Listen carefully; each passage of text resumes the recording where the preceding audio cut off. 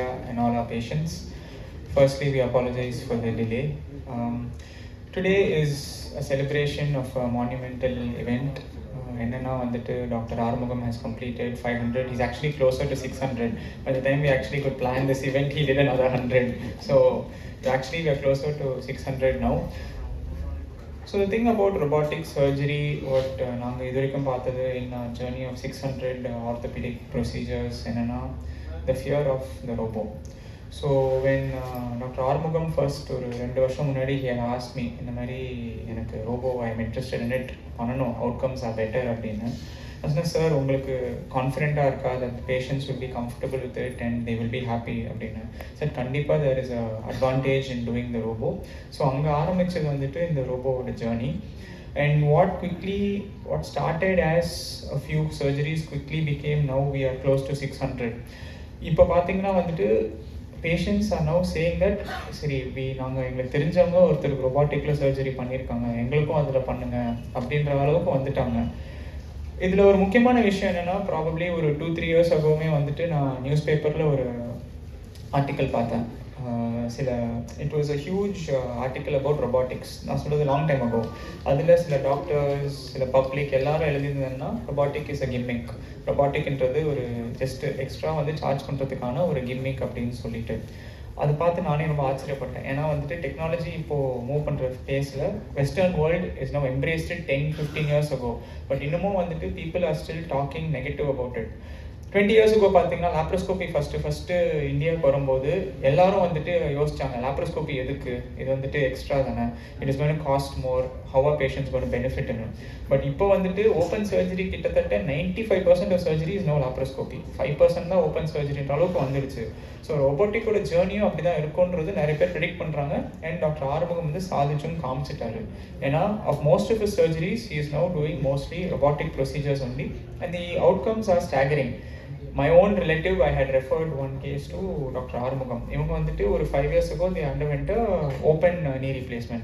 அதுக்கும் ரொபாட்டிக்கும் அவங்க வந்துட்டு she told me that அந்த சர்ஜரியில் my recovery time was more, the pain was more. இதில் in the next day she was walking in the ward. நானே ரொம்ப ஆச்சரியப்பட்டேன், என்ன நீங்கள் இன்னைக்கே நடக்கிறீங்க, போய் ரெஸ்ட் எடுங்கன்னு. சரி இல்லை, my leg is feeling fine, why should I rest when I'm feeling fine? So அந்த அளவுக்கு ரிசல்ட் வரும்போது why should we stop such an amazing thing? So I would request everybody from the media, all our friends, everybody, it is not about promotion, it is not about marketing, just tell people, எல்லாருக்கும் எடுத்து சொல்லுங்க இதோட benefits. That is the most important thing. People should get back to their daily activity, they should get back to the normal life. And in the surgery வந்துட்டு it is not to add life, it is to add more years to life. You know, people usually get it at their 50s, at their 60s, and they're unable to walk, and they have severe knee pain. It severely affects your mobility to be an individual. உங்களால தனியா வந்துட்டு ஒரு சாப்பிட முடியல, cook பண்ண முடியல, bathroom போக முடியலன்னும் போது it is very difficult and embarrassing situation for many people. So we should give these people the strength to be individuals, to be themselves again. It is not about like we are going to the gym and building our body up to impress somebody else. அப்படி கிடையாது. Basic things பண்றதுக்கு we need to improve our quality of life. அதுக்கு தான் வந்துட்டு most knee replacements are done. People do it at 50, people do it at 80, but the end goal is the same. They should be individuals, they should do things on their own. So it is a request from our side to educate everybody that this is a technology which is available for early recovery and people can feel like themselves sooner again. Having said all this, I congratulate Dr. Armugam on complete. Thank you, and thanks for the introduction, and thanks for making my job lighter. நான் என்னெல்லாம் சொல்லணும்னு நினச்சேன்னா அவர் முன்னாடியே சொல்லிட்டாரு. So அது it's going to make life much easier. And நான் சொல்கிறத விட பண்ணவங்க அவங்க சொன்னால் இன்னும் நல்லாயிருக்கும். So I will request them also to follow me to share their experience and the benefits of replacement and robotic replacement. Sorry, I have a bad throat. So talking too much in a lot of conferences and a lot of presentations and teachings has taken its toll on my throat as well. So I'll keep it short. Well, I started off doing robotic surgery 2 years back. Done more than 500 joints. I think we're closing in on 600 now. We wanted to have it at 500, but because of my schedule and lack of time, we couldn't do it any earlier. So I am into a lot of teaching as well. the benefits of robotics shouldn't stop with just a few patients and by a few surgeons. That's the whole idea. So I am teaching not only in India but also in Southeast Asia.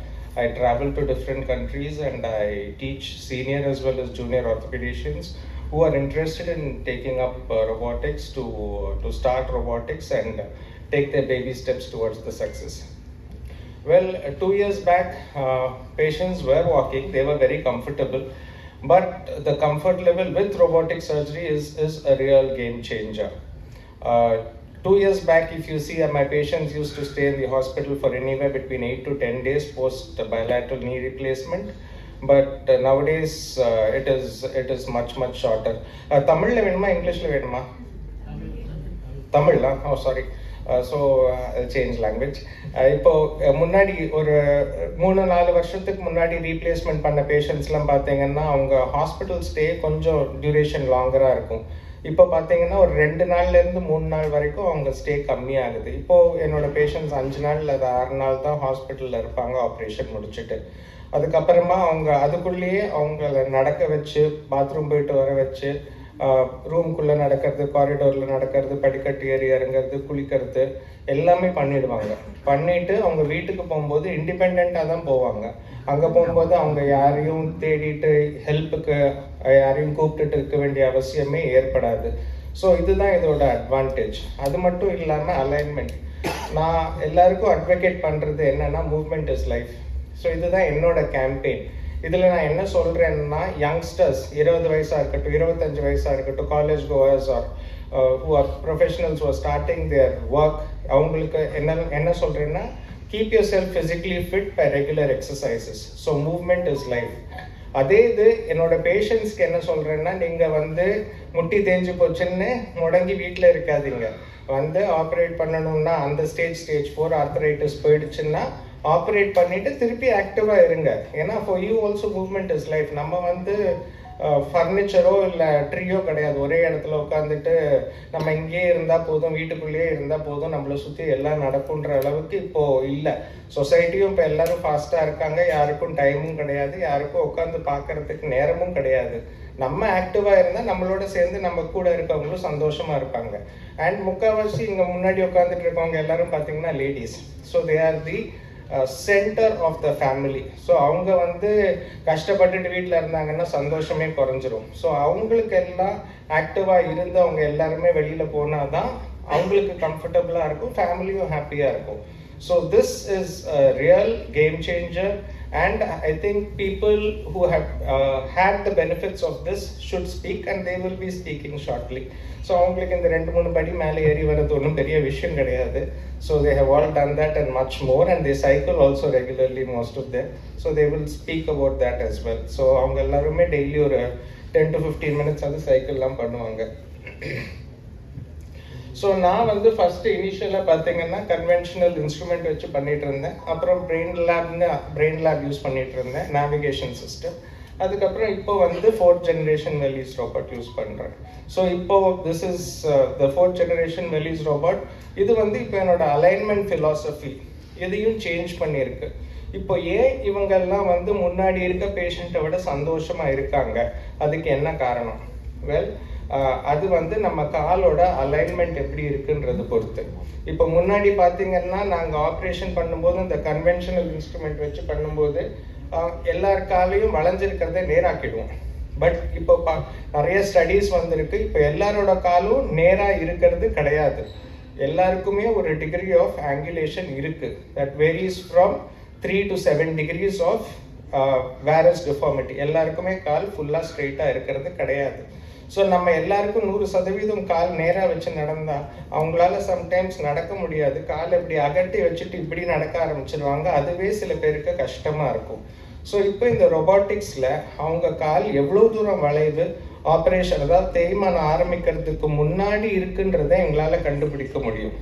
கண்டுபிடிச்சிட்டு அதே அளவு வளைவு 3 டிகிரியாக இருக்கட்டும், 4 டிகிரியாக இருக்கட்டும், இல்லை 2.5 டிகிரியாக இருக்கட்டும், எவ்வளோ இருந்தாலும் அதை துல்லியமாக பர்ஃபெக்டாக எங்களால் திருப்பி அவங்களுக்கு அதே மாதிரியான ஆங்குலேஷனில் திருப்பி அந்த இம்ப்ளான்ட்டை பொருத்த முடியும்.